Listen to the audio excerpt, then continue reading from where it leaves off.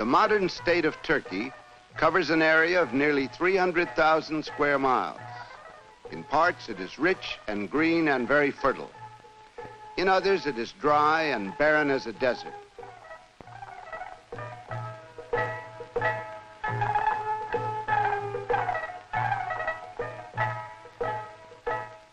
In the east, on the high plateau where it borders Russia, winters are bitterly cold.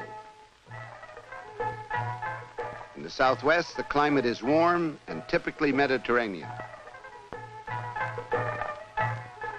Although this land has been, for 3,000 years, the heart of many empires, the center of power and wealth, it was in 1923 a poor country.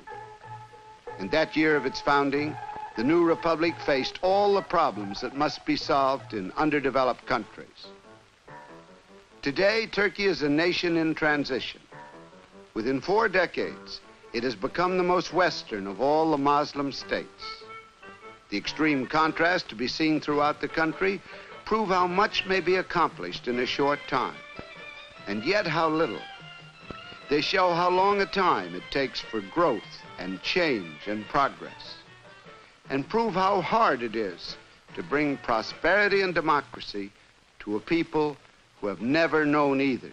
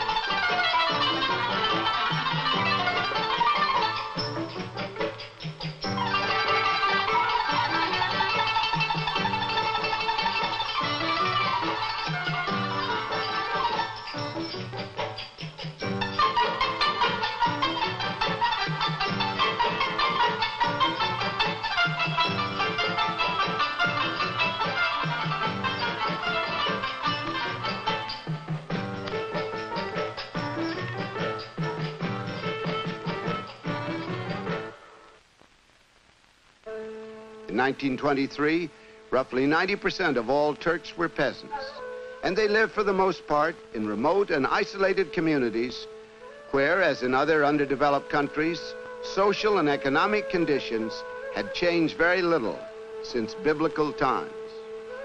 Life is brutally hard in a Turkish village. The simplest human needs are difficult to satisfy, and nothing really counts from day to day but dogged human labor. Here, productivity, the key to prosperity in the modern world, is limited to what you can do with your bare hands.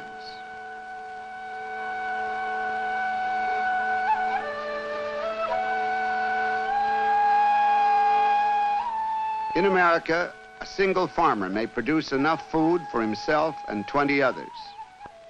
When agriculture is primitive, it may take the full time of each man, woman, and child to produce enough for themselves alone. 77% of the Turkish people are still on the land. For many of them, life has not changed in any significant way.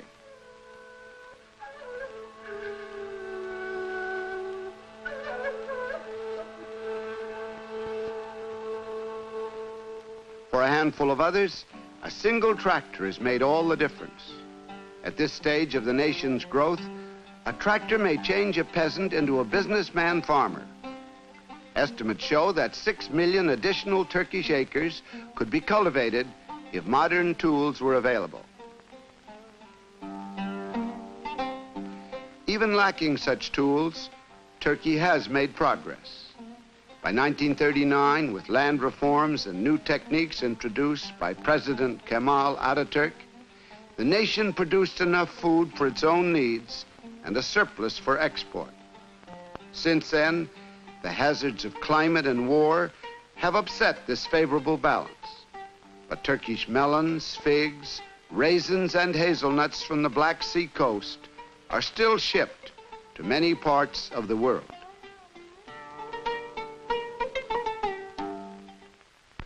More and more Turkish cotton is offered on the world market, and its sale helps bring to the nation the money it must have if it is to continue to grow and to prosper.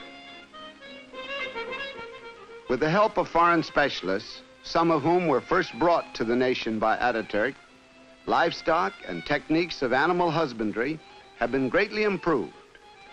Turkish wool may still be spun and woven on antiquated wheels and looms. The craft of rug making may not have changed much, but all such crafts are of considerable importance to the nation's economy.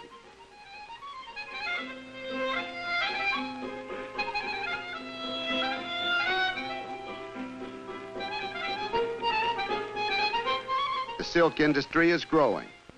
Modern textile plants have been built. And soon, at the end of this period of economic transition, it may not be necessary for Turkey to spend its capital for imports of fabrics and yarns.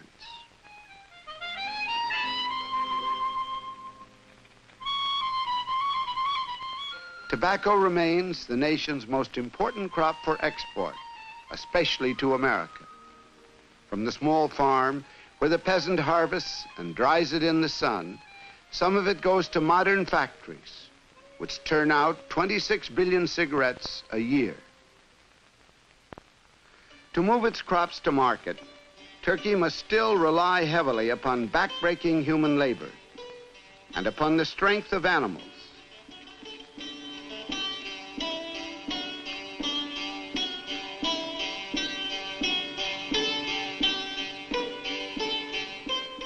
In 1923, the nation's railway system was meager, owned by foreigners and designed to serve their interests. Now it is state-owned and has been widely extended, but not nearly enough. And there is a desperate need for highways and for hard surface roads. The interior of the country is reported to be rich in natural resources, but these resources cannot be worked until there are roads that lead to them. Even further agricultural development is critically linked with the need for an adequate transportation system. Without roads, crops remain where they are grown. Since the war, much American aid has gone to road building in Turkey, but most of this aid has been used for military highways.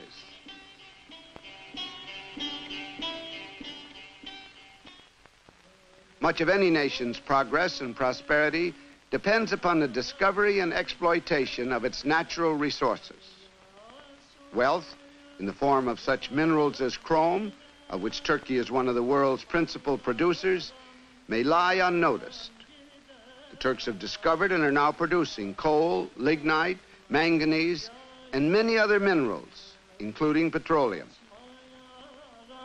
Kan gider dumanlı dağlar, yaylalar hey, yaylasın hey, edalısın hey, sevdalısın hey, sen benimsin hey. But their economy is still based upon agriculture. Farm products are their main exports, and the foreign ships which crowd the Turkish ports must bring iron and steel and machinery.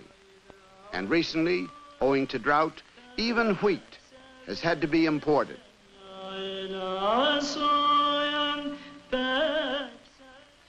For all the underdeveloped countries, dams, flood control, hydroelectric power and irrigation are vital to progress. 10 million acres of Turkish land wait for irrigation. 6 major hydroelectric projects have been started, but they are long-term investments costing millions, and the people must wait many years before they can enjoy their full benefits.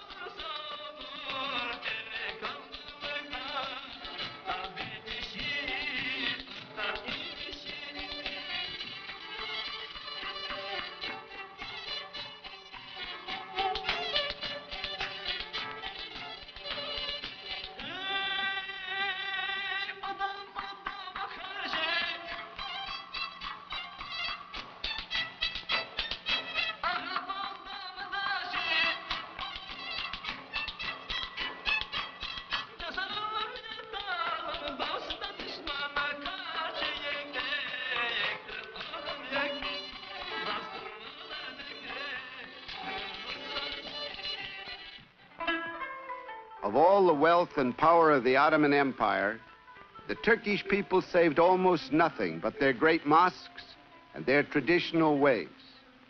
And it is a traditional society that is slowest to change. It is a tremendous undertaking, Ataturk said, to awaken a sleeping people. But this is what in 1923 he set out to do. The word Islam means acceptance, resignation to the will of God. For Ataturk, the visible signs of this attitude of resignation were the Turkish man's fez and the Turkish woman's veil. In his words, they were signs of ignorance, of fanaticism, of hatred against progress and civilization. In 1925, he outlawed the fez and the veil. He separated his government from the Muslim religion and began the modern education of his people.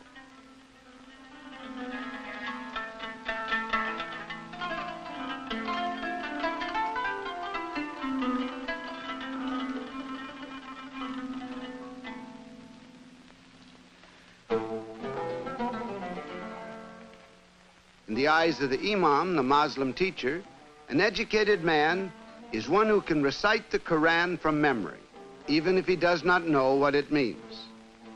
Before 1923, almost no other kind of education was available, and 90% of all the Turks were illiterate. Today, perhaps 50% of them are still illiterate. To teach an entire nation to read and to write is a gigantic task. These young soldiers are in a classroom for the first time in their lives, for they had no education in their remote villages. Now they have a chance to go on to trade and to industrial schools, which have been set up throughout the country. But it is not likely that many of them will become the skilled technicians and administrators the underdeveloped country needs.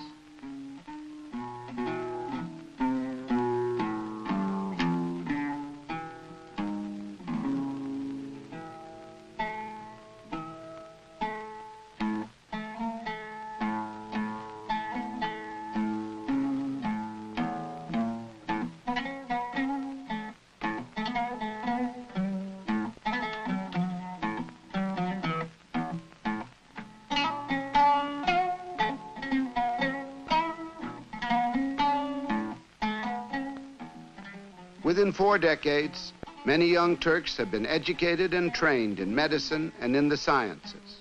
But there is still a critical lack, which the World Health Organization and UNICEF helped to meet by sending medical specialists and by setting up modern milk processing plants, where perhaps for the first time, Turkish women may find safe milk for their children. Ataturk initiated a vast health program. Between 1923 and 1937, the Turks built hospitals and founded medical schools. But UNICEF aid is still necessary in combating malaria and trachoma. Although it is a relatively underpopulated country, Turkey has one of the highest birth rates in the world.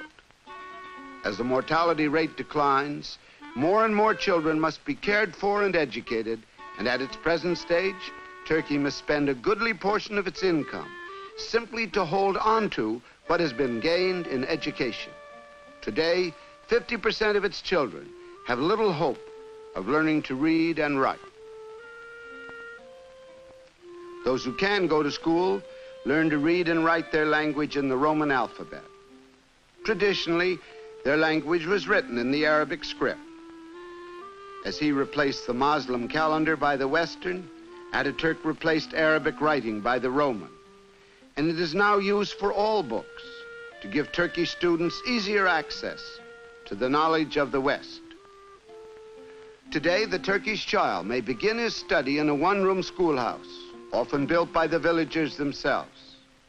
A few will go on to study in secondary schools, in trade and technical schools, and in universities in Ankara and in Istanbul.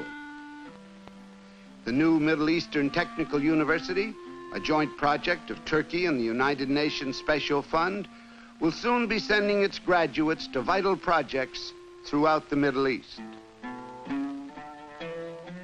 There's a new class of young and vigorous intellectuals in Turkey, but there is a gulf between them and the mass of the people. Ideals of service and of community responsibility are new to them, as they are to many other people throughout the world. So far, very few educated Turks have been willing to go as teachers, doctors, nurses into the remote villages of their country, where the need is so great.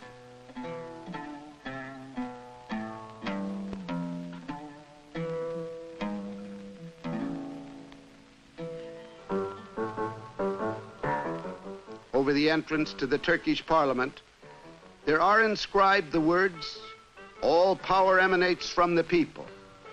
The Turkish democracy was founded on this principle. The new republic adopted a constitution, a Bill of Rights and codes of law and justice based on Western models, promising liberty and freedom to all its citizens. For the first time, Turkish women were free to take their rightful place in society. Today, no job and no profession is closed to them, and they play an increasingly important role in the nation's politics. The republic itself, being young, has not yet put fully into practice the principles upon which it was founded. Freedom of speech and freedom of the press have often been severely curtailed. Lately, the political scene has been violent, and it continues to be unstable. The economy is shaky, bolstered by millions in American aid. In recent elections, 90% of the eligible population, both literate and illiterate, went to the polls and made another attempt in the long and difficult process of learning to govern themselves.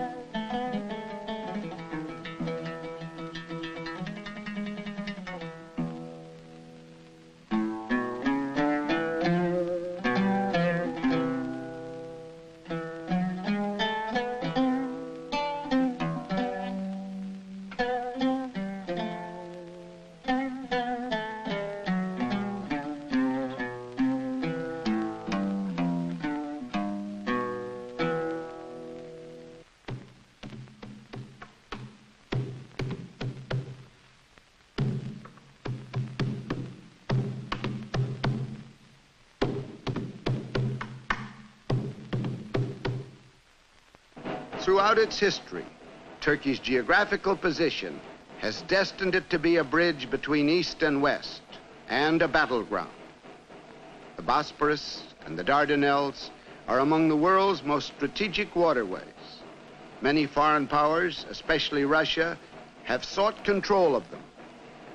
Today, the Turkish army, made up of some of the world's best fighting men, must be kept constantly on the alert at tremendous cost to the nation and to the West.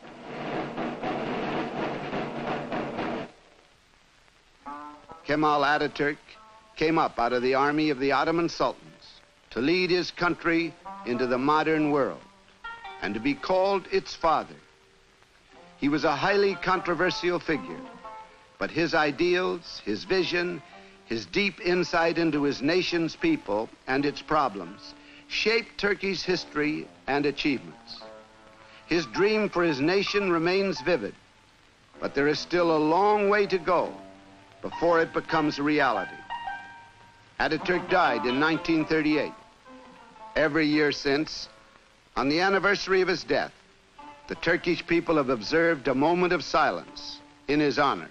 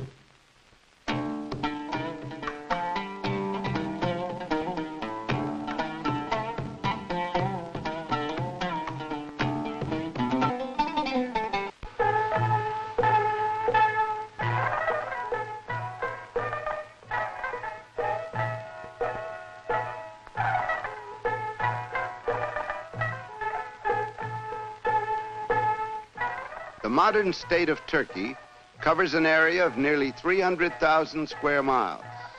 In parts, it is rich and green and very fertile. In others, it is dry and barren as a desert.